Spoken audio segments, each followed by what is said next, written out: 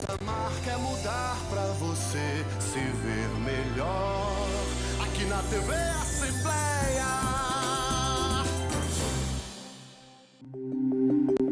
O programa a seguir é livre para todos os públicos.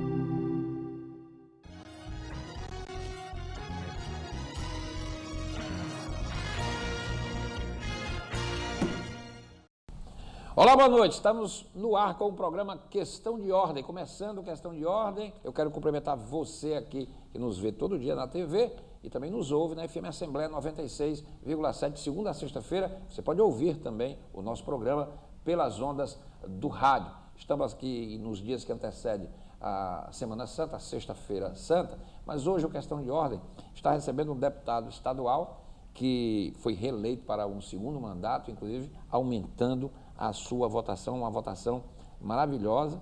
Ele passou de 75.027 votos, que já era uma grande votação no seu primeiro mandato, para 83.489 votos, sendo o 8º deputado estadual mais votado das eleições de outubro do ano passado. Ele é reconhecido como a maior liderança sindical do sindicalismo rural do estado do Ceará e hoje preside a Comissão de Agropecuária da Assembleia. Eu apresento com prazer, agradeço a presença dele aqui, o deputado estadual Moisés Braz. É com ele o programa Questão de Ordem. Ele é do Partido dos Trabalhadores, como eu disse, maior liderança do Sindicato Rural do estado, e chegou no primeiro mandato com mais de 75 mil votos, foi o deputado mais bem votado do PT na época da primeira eleição, não é? E tem uma trajetória de luta no campo. Ele foi presidente do Sindicato dos Trabalhadores e Trabalhadoras Rurais de Massapê, entre 90 e 93, coordenador regional da Federação dos Trabalhadores e Trabalhadoras Rurais do Estado, a FETRAES, né? E ele começou, jovem, a sua militância na Pastoral de Juventude do Meio Popular e no movimento de educação de base. É trabalhador rural, conhece a fundo o problema, porque não só milita, mas participou, inclusive, na própria vida como trabalhador rural, ele e a própria família dele. Reeleito com mais de 83 mil votos, é presidente da Comissão de Agropecuária e ainda participa das comissões de Fiscalização e Controle, Indústria, Comércio, Turismo e Serviços, Desenvolvimento Regional, Recursos Hídricos, Minas e Pesca. Deputado Moisés Braz, a partir de agora comigo no Questão de Ordem. Deputado, tudo bem? Boa noite, um prazer recebê-lo. Tudo, Renato. Boa noite, prazer é meu. Fico muito feliz Fico mais muito uma feliz vez de o estar senhor aqui. está aqui. Não, eu fico de fato aqui no Questão de Ordem, certo? E deputado, algo que eu queria dizer, e aproveitar a oportunidade, a sua votação maravilhosa, 83.489, e quando eu abri aqui dizendo que o senhor é de fato a maior liderança, porque na época da eleição a gente jornalista conversa, e todo mundo dizia assim, pai, no PT, como é que vem o PT? Ele diz, não, o PT deve fazer, o mais votado é o deputado Moisés Braz. Com todo respeito aos demais, porque todos têm. Claro.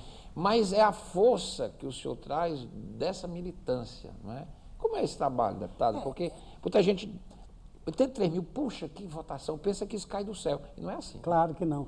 Eu acho que é exatamente, sabe, Renato, o histórico que você falou, sabe, eu vivi a minha vida toda no movimento sindical, no movimento rural, passei pelas pastorais sociais, que você já fez aí, certo, esse relato, e eu tive a felicidade de presidir a maior federação de trabalhadores da agricultura familiar do estado do Ceará, que foi a FETRAES. Com isso, eu adquiri, sabe, muitos conhecimentos, mas muita amizade, um respeito muito grande aos trabalhadores e trabalhadoras rurais.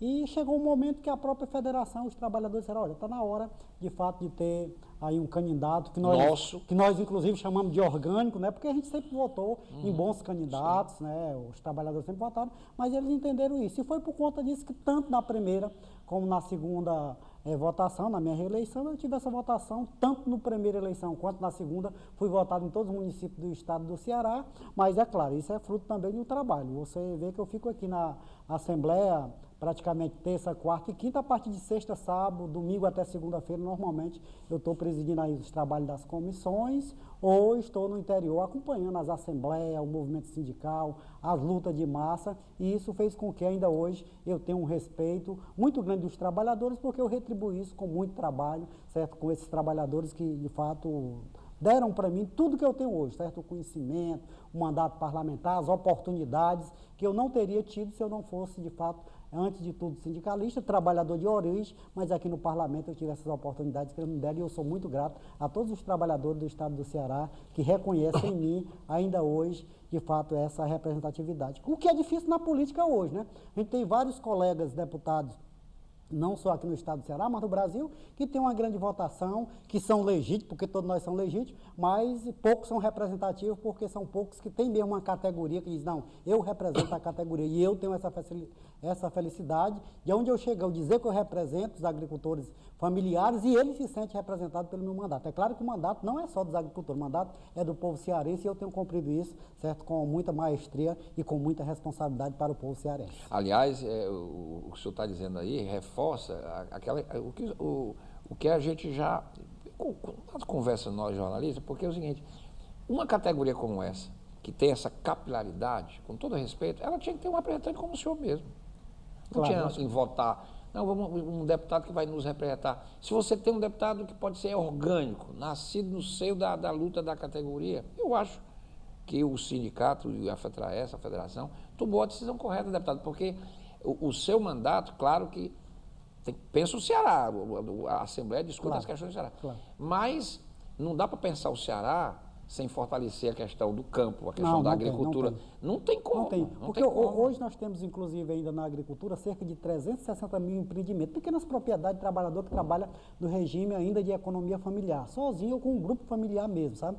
E esses trabalhadores, Renato, sabe, eles hoje, sabe, eles conseguiram melhorar a qualidade de vida, mas a partir, inclusive, de uma ação sindical. Portanto, eles passaram a entender que ter um representante também no Poder Legislativo era muito importante para eles, sabe? Eu te confesso que jamais eu pensei que eu ia ser, de fato, deputado, eu não tinha. Mas quando eles me chamaram, fizeram essa provocação, eu também não tinha como dizer não, pela minha vida e pelo meu histórico sindical que eu tive no movimento sindical. Porque a gente sempre votou, certo, em colegas, bons deputados, nós votamos desde a época do João Alfredo, Nelson Martins, Guimarães, certo? Esse pessoal todo a gente votou, mas aí eles entenderam, não, Moisés... Chegou a nossa vez, né? Não, e tem até um dado que ele diz, não, nós votávamos nesses outros colegas, que foram muito importantes, que ajudaram muito e continuam ajudando os que ainda têm mandato parlamentar, os trabalhadores, mas não contava, de fato, o poder e a organização dos trabalhadores. Agora não, agora nós, de fato, já sabe que nós temos uma quantidade de votos que é muito importante, porque a gente deu 80 mil votos, certo? A um deputado estadual, a um trabalhador, que na política, sabe, a gente tem muita dificuldade, a disputa, muitas às vezes ela é muito importante, às vezes ela é interessante, mas às vezes também é desleal, e graças a Deus eu tive a felicidade de tirar essa votação e ser o 8º mais bem votado agora nas eleições de outubro que passou no estado do Ceará, sendo votado em todos os municípios do estado do Ceará. Sem dúvida. E todos os votos aqui espontâneos de pessoas que acreditam no processo. Isso é que é importante. E isso fortalece a democracia. E eu tive a felicidade, sabe, Renato, além dos trabalhadores, de contar com o apoio, sabe, de sindicatos urbanos, da própria força da Central Única dos Trabalhadores, que é a CUT, das entidades da sociedade civil, sabe? Isso agregou muito também o meu primeiro mandato, porque eles viram a forma da elaboração de projeto, a forma de participação, e eu tive a felicidade de, no segundo mandato, também contar com esse apoio, o que, para mim, certo, representa muito mais a gente, de fato, ter um grau de responsabilidade muito maior agora nesse mandato para fazer a defesa, a representatividade e para estar ao lado dessas categorias. Deputado, ser um deputado do PT, que é um partido que historicamente tem enraizamento. Aliás, o quadro partidário brasileiro, saiu uma pesquisa recentemente mostrando que o nível de credibilidade dos partidos é um negócio triste. E isso é ruim para a democracia. E o PT é um diferencial, porque é o PT, aí lá embaixo parece o PMDB, o PSDB. O PSDB, inclusive, se desmilinguiu, ele tinha até, era mais robusto. Mas o resto não aparece. O PT tem organicidade porque é história. É um partido que nasceu da classe média, nasceu da igreja, mas dos trabalhadores. Claro. É por isso que o mandato do senhor é importante, porque organicamente o PT tem que se oxigenar com as lutas dos trabalhadores. Afinal de contas, é um partido que é um partido dos trabalhadores. Eu queria perguntar ao senhor o seguinte, o que é que vai mudar no seu segundo mandato? O senhor teve a experiência do primeiro. O que muda ser um deputado do PT, um deputado de base, um deputado orgânico, um deputado de uma categoria imensa como a que o senhor representa aqui, em um governo que é do PT, do governador Camilo? No primeiro mandato, né, Renato, nós pegamos os 2 anos iniciais que o governo federal era do PT, era a Dilma, sim, né? Sim. Depois teve o impeachment da Dilma, né? a gente passou a fazer oposição ao governo Temer, né? ao governo Temer, né? E agora a nível federal o PT, certo, é a oposição ao governo do Bolsonaro, mas uma oposição muito responsável, sabe? Eu acho que aconteceu um fato Sim. que você, certo, que é do setor jornalista, você acompanha. Na eleição passada, o Aécio perdeu as eleições, não reconheceu o resultado. Nós perdemos a eleição agora com o Haddad, mas defendemos a democracia, nós respeitamos o resultado, tanto é que a gente... O Aécio pediu recontagem de votos. Nós de fato reconhecemos que perdemos o resultado, reconhecemos que o governo é um governo legítimo, não apoiamos, mas reconhecemos tudo isso por conta dessa questão. Aqui no estado do Ceará, eu tive a felicidade, estou tendo até hoje, tanto no meu primeiro mandato como no segundo mandato, ter um governo do Partido dos Trabalhadores, que é um governo, certo, que o governador, sabe, meu amigo particular. Ele foi o primeiro secretário de Desenvolvimento Agrário, foi com ele que, na época eu era presidente da federação, que a gente conseguiu, de fato, muitos projetos, que hoje já é política pública, porque tanto no governo do Cid, como no primeiro governo dele, ele tornou política pública, portanto... Política de Estado. Política de Estado, sabe? Porque até então tinha alguns que era projeto... É uma coisa que passa do governo. Projeto de governo, hoje se torna, de fato, política pública, política de Estado. Como o projeto de São José, que é política de Estado. Muito importante. Portanto, ser deputado aqui no estado do Ceará, com o governo do PT, certo, é muito importante. Pelo outro lado, ele também traz para a minha categoria e para as outras categorias que apostaram em mim uma cobrança muito grande, né? Porque eles veem a aproximação que eu tenho do governador, a relação, o respeito e o trabalho que o governador Camilo vem fazendo. Então, a população, de um modo geral, exige também a cobrança, né? É muito natural. E eles chegam a dizer, olha, mas tu é amigo do governador, e eu sou mesmo, né? Reconheço isso, tu é amigo do governador, portanto, a gente acredita que isso é mais fácil para tu conseguir. Mas eu acho que é muito importante, porque o governador do estado do Ceará, ele tem, de fato, tirado, certo, uma grande fatia do recurso público para fazer desenvolvimento do campo.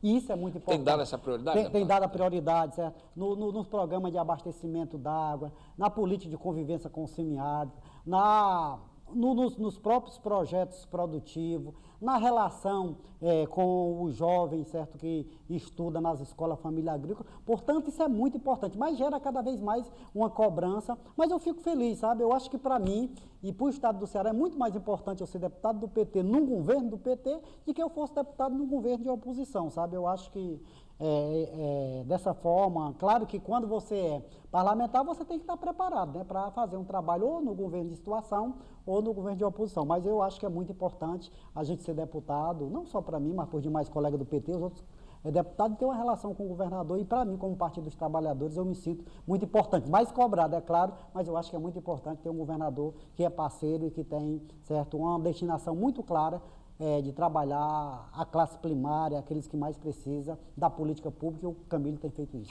Aliás, a Secretaria de Desenvolvimento Agrário, né, que é a antiga agricultura, né, desde o governo do Cid, ela é tocada por pessoas do PT. E o primeiro foi o atual governador, que é PT. O Camilo, depois veio o Nelson, que é PT, o Dedé, e agora o Diaci. E na época que o Camilo foi o primeiro secretário, né, no governo do Cid, eu cheguei inclusive aí conversar, na época eu era presidente da FETRES, com o ex-governador e agora senador Cid, e com o Cartacho, na época que estava na transição, e foi um entendimento, tanto é que na época foi o Camilo o primeiro secretário, e o secretário adjunto, naquela época adjunto, era um outro colega que também foi sindicalista e que hoje é o presidente da EMATEC, que foi secretário adjunto, que era o companheiro Antônio Amorim, que foi todo um acordo que a gente fez, certo, nessa proposição da indicação desses dois nomes, e ele fez um grande trabalho. Claro que naquela época com mais facilidade, com mais recursos, a nível federal, mas foi muito importante. Aliás, o secretário de Assis esteve aqui comigo há uma semana e meia e eu fiquei impressionado com os números, os projetos, porque é aquela história, é a continuidade. Continuidade, Então, isso é muito importante. E o Ceará, embora tenha muitos problemas, ele tem um certo diferencial nessa questão do campo, porque teve realmente uma política focada nisto já de há muito. E modernizou muito, sabe, Renato? Quando foi criada a Secretaria e foi transformada em Desenvolvimento Agrário, a Secretaria tinha praticamente uma política de trabalhar as políticas de convivência com o semiárido, ou seja, os projetos d'água. Hoje não, a partir do Camilo, foi para recursos hídricos, Nelson, né? Isso foi. Mas eles criaram, de fato, outra política, porque lá na Secretaria você toca os projetos, sabe, de água, né?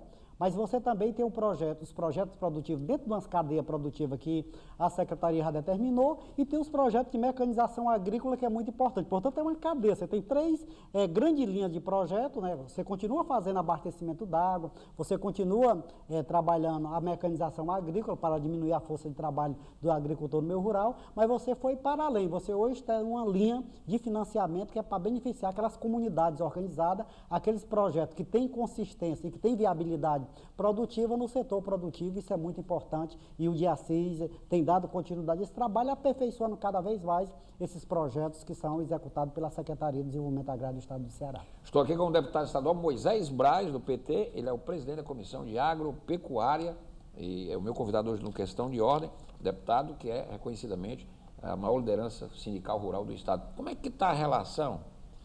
Porque, deputado, tem uma questão, por exemplo, quando o Lula foi eleito presidente, a primeira eleição dele, se discutiu muito, e agora como é que vai ficar a relação do movimento sindical com o Lula? O Lula, o líder sindical e tal, agora é governo.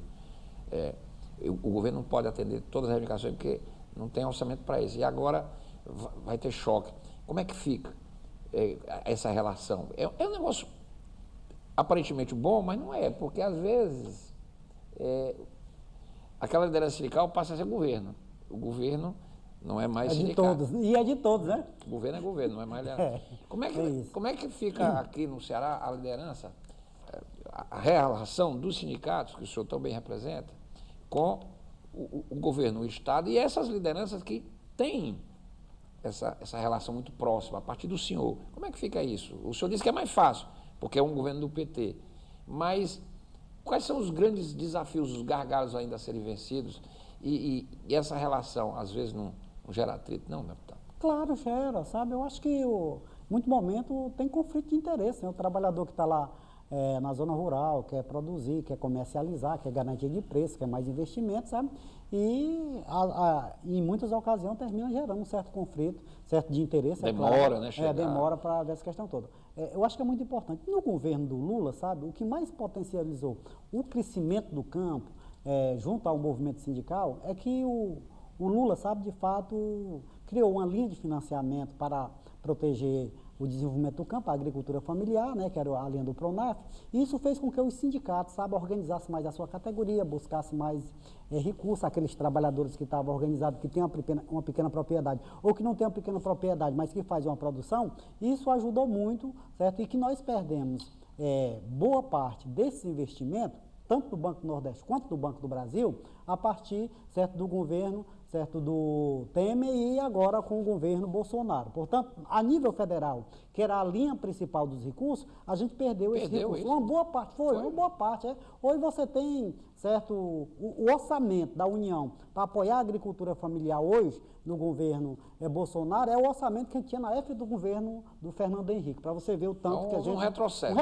Um retrocesso. Eu até tenho dito que a gente lutava, certo, para ter leis que favorecessem aos trabalhadores, para garantir mais política pública. Hoje, a nossa luta é para manter o que a gente conseguiu na Constituição de 88 e no governo do Lula e da Dilma. Essa é a questão. Aqui no estado do Ceará, por que gera, às vezes, muitos conflitos? Exatamente por isso, porque o aporte financeiro que o governo do Cid teve e que o Camilo teve nos seus 2 primeiros anos do governo federal, hoje ele não tem. Portanto, é aquela história... Tem a parceria.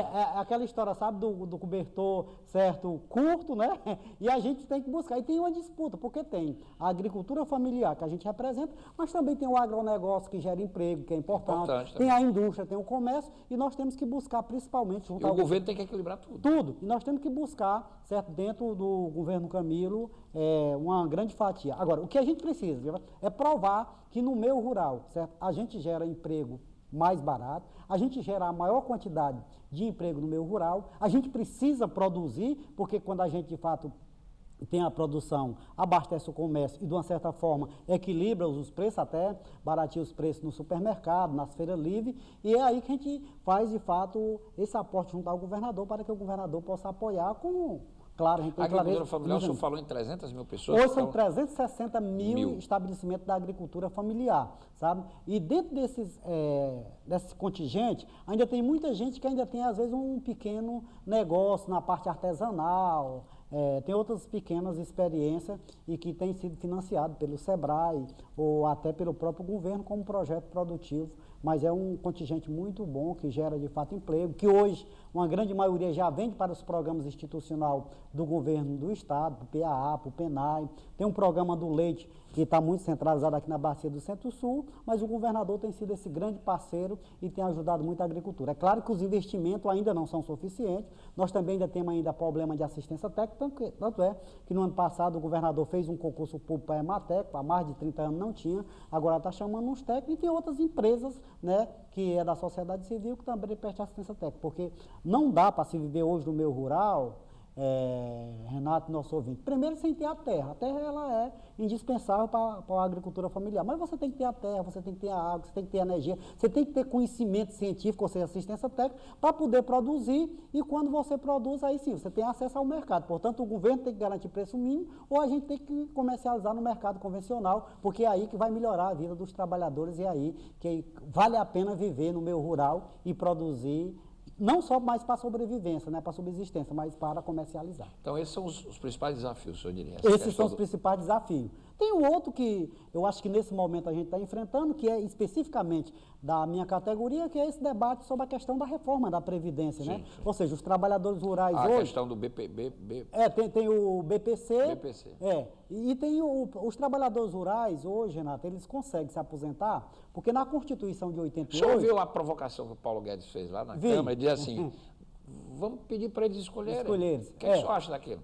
Não, eu acho certo que ele foi de uma deselegância que não tem tamanho. Eu acho que é um desconhecimento, de fato, de quem vive, quem tem um benefício hoje do BPC, ou até quem vive, certo, com a aposentadoria de um salário mínimo, um certo ministro de Estado, fazer um pronunciamento daquele, eu acho que, de uma certa forma, certo, eu acho que ele foi muito infeliz e a gente tem que, de fato, até menosprezar no bom sentido o que ele disse ali, porque os trabalhadores, tanto os rurais... O que é bom para o trabalhador rural, deputado Moisés, na Previdência? O que é que poderia... Uma proposta que iria ao encontro dos anseios... Hoje, os trabalhadores rurais, para ter acesso ao benefício de um salário mínimo, como diz a Constituição, ele tem que estar 15 anos no meio rural. 15 anos. Porque a Constituição diz que tem 15 anos. E ele, de fato, tem acesso a esse benefício a partir... Certo, Independente da idade? Não. Ele tem que ter 15 anos, a mulher tem que ter 55 anos e o homem tem que ter 60 anos. Tem que estar 15 anos no meio rural, 55 para as mulheres, 60 anos. Razoável. E ele tem que pegar toda aquela documentação que está em programa de governo, certo? Que compra equipamento, que vende, e ainda vai no sindicato e o sindicato declara. O sindicato não aposenta, o sindicato declara, faz uma declaração dizendo que ele mora e que trabalha naquela propriedade. Ele vai até o INSS e, de fato, consegue... Recebe um salário. Recebe um salário, sabe? Isso para os trabalhadores que estão na ativa. Portanto, o que seria essencial para ele? Primeiro, continuar, certo? Provando os 15 anos, certo? E não aumentar a idade, porque o governo quer aumentar a idade das mulheres de 55 para 60, equiparar aos homens, e está impondo uma contribuição, lá na reforma está muito claro, impondo uma contribuição para o trabalhador no meio rural, que seria uma contribuição anual de R$600. 600, né? O que, dividido por 12, R$50 ao mês, né? A gente teria que ter um boleto e tal. O salário mínimo menos 50. Menos 50, Então, a gente não concorda com isso. A gente, de fato, a gente entende que precisa fazer essa discussão da reforma da Previdência, mas não pode mexer nos trabalhadores que começam a trabalhar. Os pequenos, né? E começam a trabalhar, né? Renato, você tem muitos familiares no interior do estado, o trabalhador na roça começa a trabalhar com 8, 9 anos de idade, né? Muitas das vezes hoje, por conta do tempo de aprendiz, você tem até medo de levar a criança lá para a roça, vai para o colégio, mas é melhor levar. Hoje, meus pais disseram muito isso, e eu conheço muito disso, é melhor levar a criança para a roça do que deixar lá fazendo alguma travessia. Então, essa é a questão que seria o essencial. E, para concluir essa questão, o BCP, o que é o BCP? O BCP são aquele benefício, o BPC são aquele benefício que, certo, alguns trabalhadores têm alguma deficiência, não conseguem se aposentar pelo regime geral da Previdência, ou no Estatuto do Idoso, aqueles que têm acima de 70 anos garantido também esse benefício, que ele quer diminuir a idade, mas quer diminuir para menos de meio salário mínimo, botar R$400. Nós não podemos permitir, com todos os avanços que a gente teve na Constituição de 88, voltar agora esse retrocesso que seria cobrar, exigir daqueles que contribuíram e que menos tem para contribuir, cobrando benefícios dessa natureza. Deputado Moisés Braz, aqui comigo, do PT, é presidente da Comissão de Agropecuária, aqui comigo no Questão de Ano. Eu conversei essa semana, deputado, com o Mauro Filho, ele teve participado de um debate sobre a reforma da Previdência, lá na Câmara, e eu conversei com ele. Eu digo, deputado, me diga uma coisa, o senhor que estudou, o que é que tem de ruim nesse projeto, o que é que tem de bom? Tem alguma coisa de bom ou não tem nada? ele tocou nesses pontos. Esses pontos, Renato, aí ele diz até que ele vai apresentar emendas em nome da bancada lá do PDT e tal. Aí ele diz assim, e de bom? Tem alguma coisa de bom? Aí ele diz, não. Aí ele citou o aumento de alíquota para quem ganha de 20, porque o pessoal que tem de super salário vai aumentar a contribuição. Quer dizer, isso é importante. Agora, não pode mexer no pequeno. Eu acho que você tem que mexer no grande. Claro. Existe muito privilégio neste país, deputado. E a Previdência, ela tem que equilibrar, porque cada ano que passa, as pessoas vão envelhecer mais, vai diminuir a base, que o Mauro Filho chama de base de contribuição, e aí vai ficar o seguinte, vai ficar uma conta desse tamanho para pagar e uma conta de dinheiro entrando desse tamanho. E se você não for equalizando, agora, obviamente, que não pode penalizar o mais. Claro. E aí o que é perigoso, muitas vezes, é que os grupos mais privilegiados do Brasil, historicamente, muitas vezes usam os pequenos para manter seus privilégios. É preciso ficar muito atento nesse debate, porque eu concordo plenamente com o que o senhor disse em relação aos pequenos, mas os privilegiados precisam ser... A Previdência precisa reformular muita coisa nisso. A gente fez um debate, inclusive, aqui... Que é o topo do funcionário público, não é trabalhador rural. Já na Assembleia, na audiência pública, sabe, e a gente... Primeiro, nós compreendemos que é preciso que haja, de fato, aí uma reforma na nossa Previdência, para garantir, de fato, aí... O Lula fez, inclusive. Para garantir aí dos nossos filhos, dos nossos netos, certo? Uma seguridade social lá na frente. Isso é questão. Agora, uma reforma, eu acho que ela tem que exatamente atacar essas três questões. Nós temos que, de fato, regularizar a desvinculação da Receita da União, a DRU, porque hoje parte do rombo que ele disse na Previdência é porque você pega 30% desse recurso e pode gastar com qualquer projeto, então você tem que, de fato, poder disciplinar qual o valor tira da Previdência, e tira da Previdência. Tira da Seguridade, né? Da Seguridade. E quanto pode, de fato, ser investido, essa é uma questão. A segunda é que a gente precisa, de fato, cobrar dos devedores. Aqui no estado do Ceará, sabe, Renato, nós temos várias empresas que devem a Previdência, mas nós temos muitos, certo, poderes públicos, executivo, ou seja, as prefeituras, que cobra e não deposita. Hoje tem muitos prefeitos que pegam a administração de um prefeito para outro e tem que imediatamente correr para o INSS para negociar a dívida previdenciária do município, porque senão ele vai ficar impossibilitado de receber recursos. Dinheiro. Portanto, nós temos que cobrar os devedores, seja o poder público, seja os agentes financeiros, ou seja o privado, e a gente, de fato, principalmente, começar a reforma da Previdência, certo, pelos tributos, sabe? Eu acho que se a gente começar fazer uma reforma tributária para aqueles, certo, mais ricos, pagarem mais e não beneficiar o pequeno, que recebe um salário mínimo, 2 salários mínimos, deve ter sido isso, inclusive, que você tratou com o deputado Mauro Filho. Eu acho que é nessa direção que eu acho que aí facilitaria e geraria, eu não sei se um consenso, mas uma grande maioria para que pudesse ser feita uma reforma da Previdência no nosso país. Aliás, eu até avisando os nossos ouvintes que o deputado Mauro Filho vai estar nas próximas semanas aqui comigo, porque ele, inclusive, integra a comissão especial lá. Isso. E a gente vai trazer esse debate da reforma, inclusive metendo, né, a mão nesse angu aí, né? Como se diz no interior, né? Isso. Mexendo o angu para não ficar nem muito grosso, né? Nem muito salgado e tal. Deputado Moisés Braz aqui comigo. Deputado, jovem no interior, como é que está a situação? O senhor falou muito bem a agricultura familiar. O jovem, ele ainda quer ser agricultor, deputado? Como é que é isso aí? Qual é a expectativa do jovem lá do campo, que o senhor conhece tão bem? Hoje, porque aquele que já está trabalhador, há 30 anos, ok, ele vai ficar ali, aquela vidinha que ele gostou, mas a juventude, deputado? Hoje a grande maioria dos jovens não quer mais permanecer no campo. A grande maioria. A gente tem muitos jovens que ainda acha que o campo é importante, que tem que permanecer. Se a gente conseguir certo recurso, eles continuam lá trabalhando na propriedade dele. Mas a grande maioria não quer. E não quer pelo motivo muito simples, sabe? Eu até acho que o governador Camilo tem tentado, de fato, mudar muito isso. Porque hoje o campo ainda ainda tem muita pobreza, miséria mesmo no meio rural. E não tem oportunidade, né? Ou seja, o jovem, em vez de estudar na comunidade, vem estudar na cidade.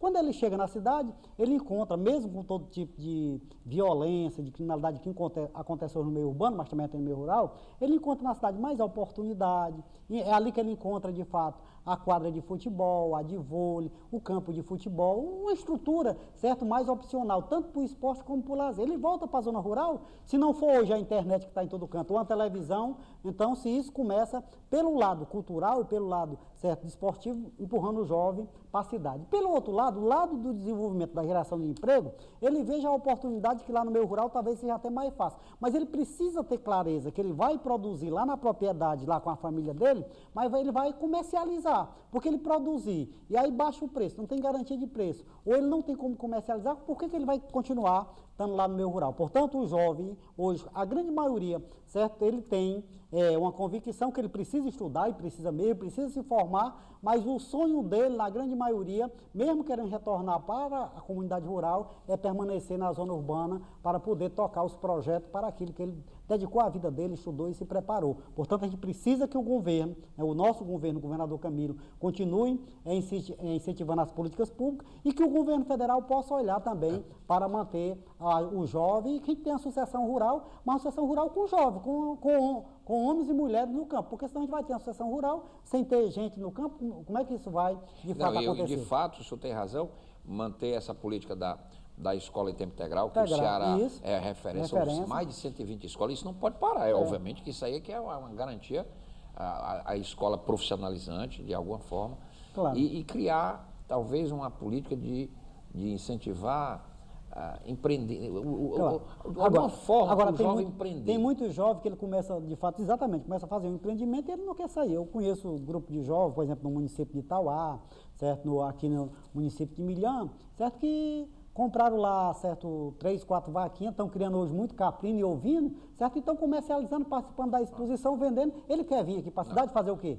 Agora, se ele tem que continuar, né, com esses incentivos. Ele vem na cidade passear. Vem para passear, certo? E ele se orgulha, diz, olha, eu sou trabalhador rural, eu sou jovem, mas está aqui, isso aqui é meu, né? Eu comercializo o queijo, o leite, certo? O doce. Então, se ele tiver, de fato, a oportunidade para que ele possa agregar valor aos produtos lá na zona rural e comercializar, é claro que a tendência é você, quem está na cidade, querer voltar para a zona rural, para o interior. Agora, se não for, é o contrário mesmo, como é o que acontece na grande maioria dos municípios hoje. Deputado Moisés Braz aqui comigo, natural do Massapê, né? Massapê, sou de Massapê. Lá do Zezinho, porque sou da terra lá do nosso colega deputado, ex-presidente e agora secretário das cidades. Deputado, vamos falar um pouquinho de política. Como é que o PT a eleição para o ano municipal, o PT vai lançar muito candidato no interior, vai ter aliança. O Elmano esteve aqui no programa e disse que a Fortaleza, muito possivelmente, o PT possa ter um candidato no primeiro turno. Como é que o PT tem conversado já sobre essa questão? A gente tem Porque o Guimarães, quando chega aqui, ele sempre fala, né? Mas a gente tem tratado muito, sabe, Renato? Nós precisamos, sabe, prevalecendo o que diz, de fato, a reforma política, nós não vamos ter coligação proporcional nas próximas eleições. Né? Então, a gente já está se preparando para que, na grande maioria dos municípios, o PT apresente aí seus candidatos, sua chapa própria, para a gente conseguir manter as cadeiras que a gente já tem hoje nas câmaras municipais e ampliar. Então, isso é uma coisa que já está consolidada. E tem que ter candidato, né? Está consolidado todos os municípios. Tem alguns municípios, como pode ter ainda eleição, de fato, para prefeito dos municípios, tem alguns municípios que a gente vai, de fato, buscar alguns partidos que está dentro do projeto político, dentro da nossa base de projeto político, e vamos fazer aliança. E tem outros que nós temos necessidade de fato, ter candidatura própria. Eu fui presidente do partido até agora há pouco tempo, agora se afastei para tocar o meu mandato, mas eu sou da executiva e tenho discutido isso na executiva. A gente vai apresentar, eu imagino aqui no estado do Ceará, certo, muitas candidaturas, em torno de 50 candidaturas, para que a gente possa aí consolidar e manter também vários municípios que já têm e recuperar outros que foram administrados pelo PT e hoje não são. E entre eles está a capital, né? Eu acho que aqui a capital é normal, certo? Né? É normal, eu acho que tem o prefeito o atual Roberto Cláudio, que não é mais candidato à reeleição, vai lançar um candidato.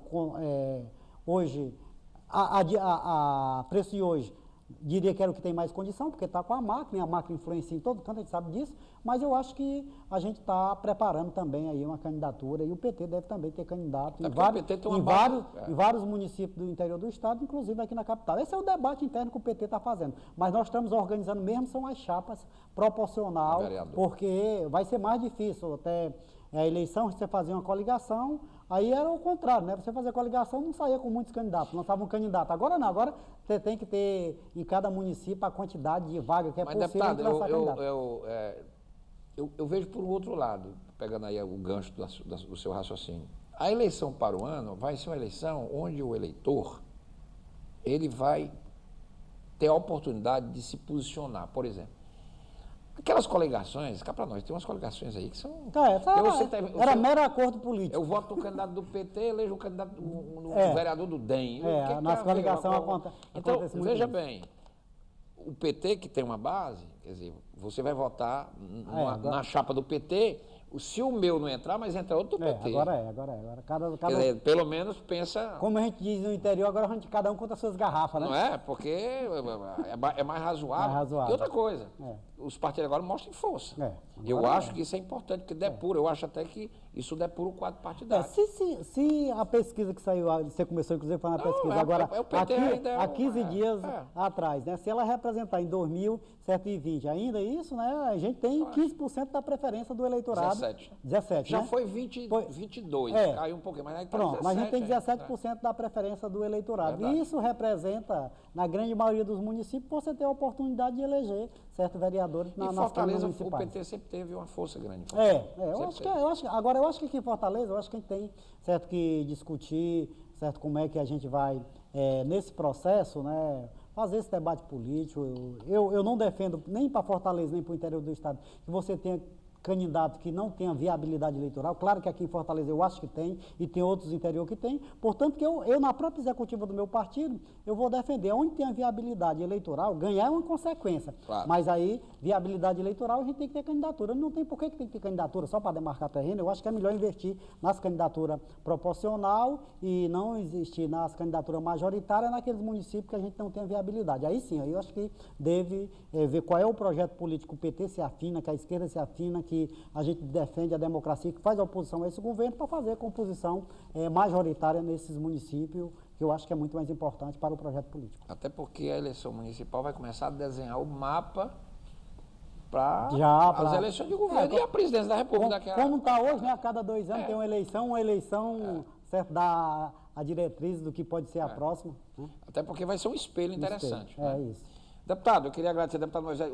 A bancada do PT está coesa, né? O senhor, o deputado Fernando, o deputado Elmano e o deputado Acris. A gente reúne todas as terças-feiras, reúne a bancada para, de fato, fazer uma avaliação, para estar mais firme na defesa do projeto do nosso governador Camilo Santana, para defender os projetos, mas e para mostrar, certo, que mesmo a gente sendo aqui proporcionalmente a segunda bancada, e não somos só nós, tem outros partidos que também tem 4 deputados, mas que é muito importante que a gente aqui está firme na defesa do projeto aqui para o Estado e a nível nacional. Então, nós estamos firmes nesse propósito e esperamos continuar, liderado aqui hoje pelo deputado Elmano, ele é o líder da bancada, mas estamos firmes com relação a gente tocar o nosso projeto. E que teve ontem aqui no Questão de Ordem. Deputado Moisés Braz, presidente da Comissão de Agropecuária, grandes debates aí sendo programados para este primeiro semestre ainda de 2019, sempre dentro dessa temática que a gente conversou aqui com o deputado e ele mostrou, né, conhecimento de causa, né, quer dizer, os trabalhadores rurais acertaram em cheio